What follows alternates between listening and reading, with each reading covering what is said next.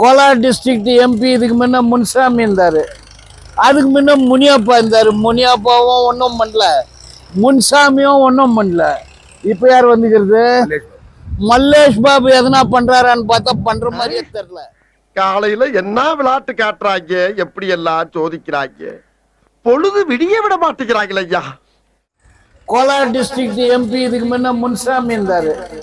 அதுக்கு முன்ன முனியப்பா இருந்தார். முனியப்பாவும் ஒன்றும் பண்ணல, முன்சாமியும் ஒன்றும் பண்ணல. இப்போ யார் வந்துக்கிறது? மல்லேஷ் பாபு எதனா பண்றாரான்னு பார்த்தா பண்ற மாதிரியே தெரியல.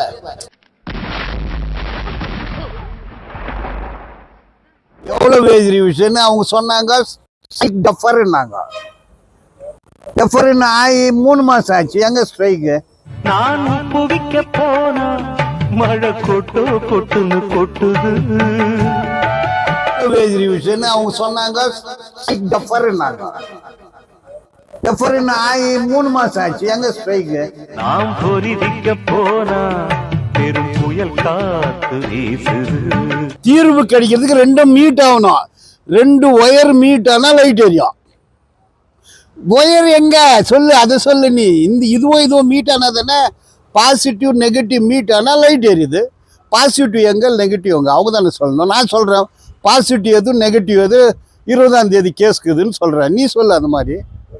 தேனானாறுதலை நீ கூறலாம், அடத்தேனானாறுதலை நீ கூறலாம். என் வாழ்க்கை இனி வீழ்ந்தான், இதை நான் கூறலாம். அனைவருக்கும் வணக்கம். 2 விஷயம் தங்கவயல ஒட்டி. ஒன்று பாரத் கோல்டு மைன்ஸ் லிமிடெட், அதனுடைய அந்த விஆர்எஸ் பணம். அப்போ 9 மே 9/5/2024 சிங்கிள் பெஞ்ச் ஜஸ்டிஸ் பூனாச்சா அவர்களுடைய தீர்ப்பு. அந்த தீர்ப்பில் என்ன சொல்லியிருக்கு? அது 7 பேர் போட்டுக்கிறாங்க. மூர்த்தி போட்டார், விஜயராகவன், ஐசாக்கு, ராஜேந்திரகுமார், இந்த மாதிரி 7 பேர் போட்ட ஒரே வழக்கு எல்லாத்தையும் கம்பைல் பண்ணி ஒரு தீர்ப்பு. தீர்ப்பு வந்து கிட்டத்தட்ட 8 மாதம் ஆகுது.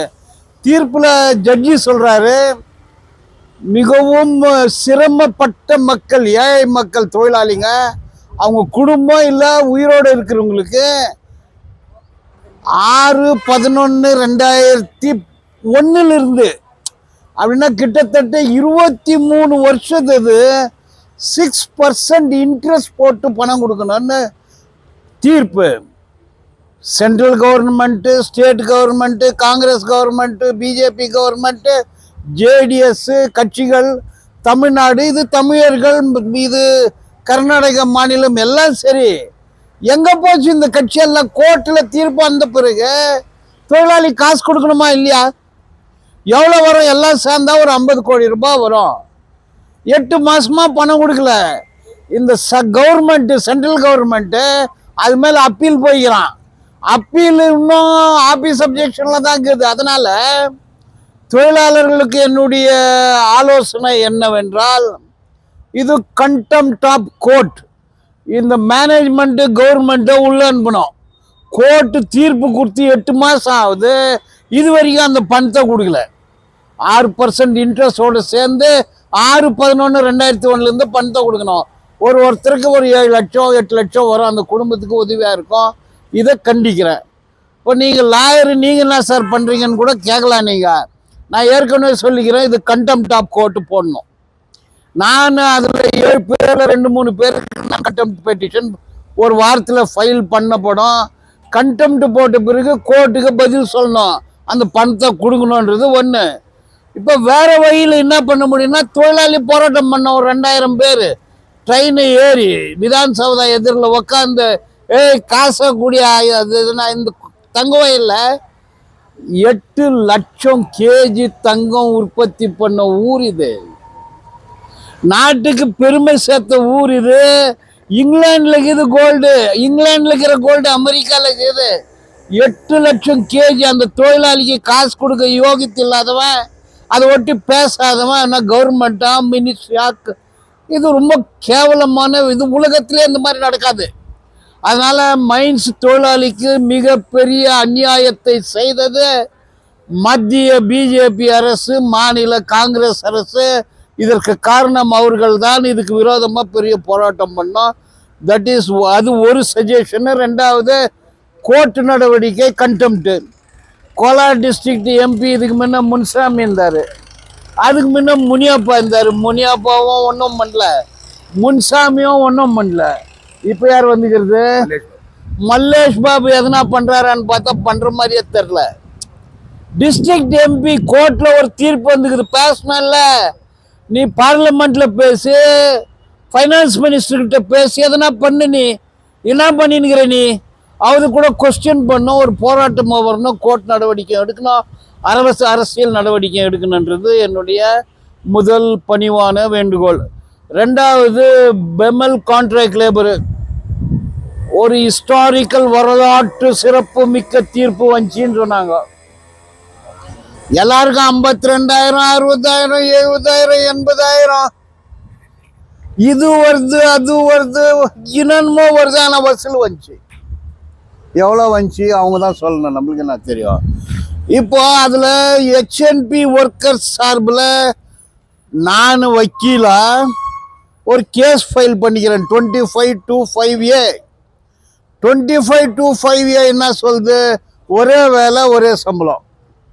பர்மனன்ட் தொழிலாளி பிட்டுன்னா நானும் பிட்டு, அவன் டெர்னர்னா நானும் டெர்னரு, அவன் மெஷினிஸ்டனா நானும். உற்பத்தி அவனோட 10% நான் ஜாஸ்தி கொடுக்குறேன். அதனால ஒரே வேலை ஒரே சம்பளம், equal pay for equal work. Permanent தொழிலாளி கொடுக்குற சம்பளத்தை தான் கொடுக்கணுன்றது சட்டம். சட்டம் வந்தது 1972. சட்டத்தின் பேர் 2525A contract regulation and abolition rules. அந்த ரூல்ஸ் பிரகாரம் 3 சிட்டிங் ஆகிக்குது. 3வது சிட்டிங்கு 20ஆம் தேதி பெம்மல்லேருந்து நிறைய தொழிலாளி வருவாங்க. அதுக்கு பெம்மல் பர்மனன்ட் ஒர்க்கர்ஸ் அந்த கேஸ். மற்றவங்களுக்கு அந்த வேஜ் ரிவிஷன் என்ன ஆகுது அது அவங்க தான் சொல்லணும். எவ்வளோ வேஜ் ரிவிஷன் அவங்க சொன்னாங்க. டெஃபர்னாங்க. டெஃபர்னு ஆகி 3 மாதம் ஆச்சு. எங்க ஸ்ட்ரைக்கு? 52,000 அரியர்ஸ்னாங்க. எங்க 52,000? ஒருத்தருடைய சம்பளம் 1300, 1500, 35,000 எல்லாம் 1000. அதனால இது சட்ட போராட்டத்தையும் வீதி போராட்டையும் தொழிலாளி போராட்டத்தையும் இணைக்கும் போது தான் இதுக்கு ஒரு தீர்வு ஏற்படும். அப்போ பெங்களூரில் நாங்கள் போட்ட கேஸு அது சட்ட பிரகாரம் அது நம்ம பக்கம் ஆகும். ஏன்னா 2024 இதே மாதிரி டெல்லி ஹைகோர்ட்டில் தீர்ப்பு வந்துக்குது, சுப்ரீம் கோர்ட்டில் தீர்ப்பு வந்துக்குது. நான் அந்த தீர்ப்புடைய ஜட்ஜ்மெண்ட்டு தொழிலாளிகள்லாம் கூட கொடுத்துருக்குறேன். ஆகவே அந்த கேஸை நம்ம நடத்துவோம். அப்போ பெம்மல்ல இருக்கிற கான்ட்ராக்ட் லேபர்களுடைய ஒரு கனவு அது நனவாகணும்னா அவங்க 10(1) contract regulation and abolition act பிரகாரம் டெல்லியில் பெட்டிஷன் போடணும். அதில் போட்டால் தான் இது 240 நாள் வேலை செய்துக்கிறாங்க, 5 வருஷம் வேலை செய்துக்கிறாங்க, அவங்கள பர்மனெண்ட் பண்ணுன்னு அங்கே தான் வரணும் அது. ஸோ அந்த வேலையை நானும் செய்யலை, இது வரைக்கும் யாரும் செய்யலை. ஏன்னா தொழிலாளிக்கு நான் சொல்லி நினைக்கிறேன், அவங்க அதுக்கு யாரும் முன் வரல. அந்த கேஸ் போட்டால் தான் அவங்களுக்கு ரெகுலரைசேஷன், நிரந்தர வேலை கிடைக்கிறதுக்கு வாய்ப்பு. அந்த கேஸை போடாத யாருன்னா பேசுனா வெறும் கையில் முழம் போட்ட மாதிரி. அது எல்லாம் வெறும் கையில் முழம் போட்டுனுக்கிறாங்க. அந்த முழம் போனால் பூ இருக்காது, வெறும் கை தான் இருக்கும். அதான் விஷயம். ஆகவே இந்த 2 சட்ட போராட்டத்தையும் என்னுடைய தலைமையில் என்னுடைய ஒரு ஆலோசனையில் அந்த டிராஃப்டிங் எல்லாம் நான் தான் பண்ணி கொடுத்தேன். அந்த தொழிலாளிங்க கிட்ட நம்ம எந்த பணமும் வாங்கலை, இதுக்கு பிறகும் வாங்க போகிறதில்ல. பிஜிஎம்எல் அந்த கண்டெம்ப்ட் பெட்டிஷனுக்கு நம்ம ஒன்றும் காசு வசூல் பண்ணுறதில்ல. சர்வீஸ் ஃப்ரீயாக தொழிலாளிக்காக இதை செய்கிறோம். இந்த விஷயத்தை ஒட்டி ஜனங்க பேசிக்கணும், இதை ஒட்டி சொல்லலாம் அப்படின்றதுனால உங்களை கூப்பிட்டதுக்கு நீங்கள் வந்தீங்க, ரொம்ப சந்தோஷம், நன்றி. 26 நாள் போராட்டம் நடக்கும்போது கூட இதே தான் நீங்கள் பேசியிருக்கீங்க. அவங்க கூட கொஸ்டின் கேட்டாங்க, பாலாஜி இவ்வளோ அப்ஜெக்ஷன் பண்ணுறாரு, அவர் போட்டிருக்கிற கேஸ் என்னாச்சு? அதான் நாளைக்கு வந்துக்குது, 22ஆம் தேதி நோட்டீஸ் வந்துக்குது. ஒரு வாட்டி அந்த ஆஃபீஸர் பெம்எல்கே கூப்பிட்டு வந்தேன், அப்போ கூட மேனேஜ்மெண்ட் வந்தாங்க, நீங்களே கூட வந்திருந்தீங்க, ஒரு சிட்டிங் ஆச்சு. அதுக்கு பிறகு அந்த கமிஷனரை டிரான்ஸ்ஃபர் பண்ணிட்டு இருந்தாங்க, கமிஷனர் அப்பாயிண்ட் பண்ணல. பெங்களூரில் போய் போராட்டம் பண்ண பிறகு இன்னொரு சிட்டிங் வந்துச்சு, திருப்பி நம்ம நோட்டீஸ் எல்லாம் கொடுத்து பேசி இப்போ 20ஆம் தேதிக்குது. 20ஆம் தேதி எவிடன்ஸ் ஆகும். எவிடன்ஸ் ஆகி அதுக்காக தீர்ப்பு வரணும். இப்போ நான் சொன்னது இப்போ நடந்துனுக்குது இல்லை. அதில் வந்து மேனேஜ்மெண்ட் நான் வர்றதில்லை, கான்ட்ராக்டர் பேசுகிறான், எனக்கு டைம் இல்லை, இகே வரணும், டிகே வரணும், ஏகே வரணும், அதெல்லாம் கிடையாது. அதில் என்ன கொடுத்துக்கிறாங்க, நீ வா, வரல, எக்ஸ்பர்ட் ஆர்டர், அது கேஸு, கோர்ஸ் ஜுடிஷியல் அத்தாரிட்டி, அது நடந்துருக்குது. நான் சொன்னது நடந்துருக்குது. இப்போ இந்த போராட்டம் ஆனதுக்கு அப்புறமா மூணு சீட்டிங் போயிருக்கிறாங்க லேபர் கமிஷன்ல. இன்னும் நிலுவையில இருக்குது. அது உங்களுடைய கருத்து என்ன? கருத்து அவங்க தான் சொல்லணும். கன்சிலேஷன்ல செட்டில்மெண்ட் ஆகுறது கஷ்டம். கன்சிலேஷன்ல கமிஷனர் பவர் என்ன? நீ கூலி கேட்குறன்னா எந்த பேசிஸ்ல கேட்குற? நீ கமிஷனருக்கு ஆர்டர் கொடுக்குற பவர் இருக்குதா? ஃபெயிலூர் ஆச்சுன்னா அவன் லேபர் கோர்ட்டுக்கு அனுப்பணும். அது அனுப்புறதுக்கு 1 வருஷம் ஆகும். நான் என்ன சொல்றேன்னா, என்ன நடக்குதோ அது சொல்லு, போய் சொல்லாத. இதை வாங்கி கொடுத்துட்றேன், கன்சிலேஷனு, டெஃபரு, சார்ட்டர் ஆஃப் டிமாண்ட், இந்த டுபாக்கூர் பேச்செல்லாம் வேணாம். 26 நாள் சம்பளம் போச்சு, உற்பத்தி போச்சு, அவனுக்கு தான் ஒரு குடும்பத்துக்கு சம்பளம் வரல. தொழிலாளியை நேசிக்க வேண்டும், தொழிலாளியின் மீது காதல் கொள்ள வேண்டும், அவனுடைய பசியை என்னுடைய பசின்னு ஃபீலிங் பண்ணணும். ஏதோ கிடைக்குது அச்சின் புல்லான்னா இது இப்படி தான் ஆகும். இதை ஷுட் ஃபீல். 26 நாள் ஸ்ட்ரைக் எதுக்காக உட்கார வச்சுக்கினீங்க? எல்லாம் வாங்கி கொடுக்குறேன், நீங்களே என்னாச்சு? 1 மாதம் சம்பளம் வரல, யார் இது காரணம்? எதுக்காக சொன்னீங்க? நீங்கள் பேசினல்ல, பெரிய இன்டர்நேஷ்னல் லீடரு, அகில உலக லீடரு, என்னென்னமோ பேசுறீங்களே, ஏதா சொல்லு. நான் லாஸ்ட் டைமே சொன்னேன், வா மைக் பிடிச்சிக்கோ, நானும் பிடிச்சிக்கிறேன், பேசலாம் வா. ஆனால் நீங்கள் அவருங்க இன்டர்நேஷ்னல் லீடருக்கு, நான் லோக்கல்லப்பா, கேண்டிஸ்காரன் லோக்கல் தான். இப்போ கேஸ் இதெல்லாம் போட்டுக்கிறோம். நம்ம எத்தனை இடத்துல ஃபேக்ட்ரிங்களில் நம்ம ஸ்ட்ரைக் பண்ணிக்கிறோம், தொழிலாளிக்கு கூட நின்றுக்கிறோம், எல்லாம் சக்ஸஸ் தான் ஆகிக்குது. இதே டிசிஎல் தொழிலாளிக்கு சக்ஸஸ் தான் ஆகிக்குது. போனஸ்ஸு நான் தான் சைன் போட்டேன், டிஏ நான் சைன் போட்டுக்கிறேன், PF, ESI, canteen, minimum wages, arrears, ஒரே வருஷத்தில் 50,000 ரூபாயெல்லாம் கூட அரியர்ஸ் வாங்கி கொடுத்துக்கிறேன் இல்லையா? இது ரெண்டும் கூடி வரணும். போராட்டமும் சட்டமும் இணையும் போது தான் ரிசல்ட் வரணும். நீ போராட்டம் பண்ண தூண்டின சட்டம் எங்க சொல்லு? நீ 26 நாள் டெஃபரு, கன்சிலேஷனில் செட்டில் ஆன வரலாறு இருக்குதா சொல்லு நீ? ஓகே, நாங்கள் போட்ட கேஸு விசாரணைக்கு வந்துக்குது, எவிடன்ஸுக்கு 20ஆம் தேதி. சார், இப்போ டேட் மேலே டேட் கொடுத்துருக்குறாங்க. இப்போ 26 நாள் உட்காந்து எம்ப்ளாயிஸுக்கு இதுக்கு தீர்வு கிடைக்காதா? தீர்வு கிடைக்குமா கிடைக்காதா? நான் அப்பவே சொன்னேன், தீர்வு கிடைக்கிறதுக்கு 2 மீட் ஆகணும். 2 ஒயர் மீட் ஆனால் லைட் எரியும். ஒயர் எங்க சொல்லு, அதை சொல்லு நீ. இதுவும் மீட் ஆனால் தானே, பாசிட்டிவ் நெகட்டிவ் மீட் ஆனால் லைட் எரியுது. பாசிட்டிவ் எங்க, நெகட்டிவ் எங்க, அவங்க தானே சொல்லணும். நான் சொல்கிறேன் பாசிட்டிவ் எது நெகட்டிவ் எது 20ஆம் தேதி கேஸ்க்குதுன்னு சொல்கிறேன். நீ சொல்லு அந்த மாதிரி. நீங்கள் போட்டுக்கிற கேஸில் டிஎன்ஏ இருக்கிறாங்க. ஆமாம், இப்போ கூட வரணும் அவங்களுடைய வேண்டுகோள். நாங்கள் திருப்பி லெட்டர் கொடுக்குறோம். வந்து ஏதோ நடக்குது, இதை பார்த்தேன்னு சொல்லணும் இல்லையா? அவங்க பர்மனெண்ட் தொழிலாளி. ஆமாம்மா, இவரு மெஷினிஸ்ட்டோ நானும் மெஷினிஸ்ட்டு. நான் என்ன ப்ரொடியூஸ் பண்ணுறேன்னா அவரும் அதே தான் ப்ரொடியூஸ் பண்ணுறாரு. 2 பேரும் ஒரு என்ட்ரன்ஸு, ஒரு தண்ணி, ஒரு லைட்டு, ஒரு ப்ரொடக்ஷனு, ஒரே மாதிரி யூனிஃபார்மு. அவருக்கு ₹1,00,000 சம்பளம், எனக்கு 17,000 சம்பளம். அவர் வந்து சொல்லணும்ல.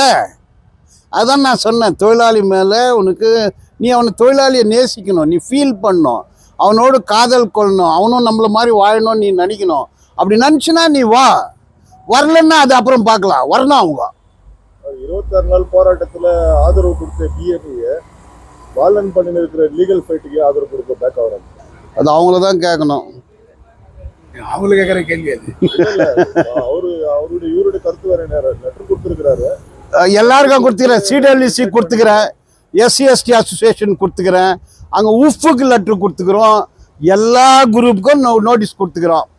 பார்க்கலாம், பேசலாம், செய்யலாம், வரலாம், கொள்ளலாம், அவ்வளோதான் சொல்கிறாங்க. வரணும், வரலன்னாக்கா அதுவும் அங்கே உட்கார வேண்டியதான், வந்து சப்போர்ட் பண்ணுங்கன்னு. அப்போ ஊரே சப்போர்ட் பண்ணல. நாங்கள் என்ன கேட்குறோம், துட்டு கொடு கேட்கல. எங்களுக்கு வண்டி பண்ணி கொடுக்க கேட்கல, சோறு போடுன்னு கேட்கல. ஐயோ நான் பெம்மல்ல வேலை செய்கிறேன், அந்த மிஷினில் வேலை செய்கிறேன்னு வந்து சொல்லு நீ. அதுக்கு ரிக்வஸ்ட் அப்படியே இருக்குது, அது போராட்டமாக கூட வரும். அது சார் இப்போ 26 நாள் போராட்டத்தில் ஈடுபட்டாங்க தொழிலாளி, அவங்களுக்கு என்ன சொல்ல விரும்புறீங்க? நான் அதான் சொன்ன, உண்மையை பேசுங்கள், பாசிட்டிவ் எது நெகட்டிவ் எதுன்னு சொல்லுங்க. விஷயம் 2 விஷயம், ஒன்று கண்டெம்ட் பெட்டிஷன், இன்னொன்று கேஸு பெமல். 2 கேஸை வந்து இதை நான் இந்த ஊர் கேண்டிஸ்காரன், நான் தொழிலாளி மகன், இந்த 2த்தையும் நான் எடுத்து நடத்துகிறேன். கான்ட்ராக்ட் ஒர்க்கர்ஸ் உங்களுக்கு என்ன சொல்ல விருப்பப்படுறீங்க உங்களுடைய? ஏன்னா நீங்களும் அதுல தொடர்ச்சியா ஆரம்ப கட்டத்துல இருந்து போராட்டத்தில் இருக்கிறீங்க. தொழிலாளர்களே, உங்களுக்காக சட்டம் இருக்கு, அந்த சட்டத்தை கையில் எடுங்க, சட்டத்தை வந்து யூஸ் பண்ணிக்கோங்க, சட்டத்தை நடைமுறைப்படுத்தணும்னு போராட்டம் பண்ணுங்க. 2த்தையும் இணையுங்க. இப்போ நம்ம கேஸ் போட்டுக்கிறோம், நீங்க எல்லாரும்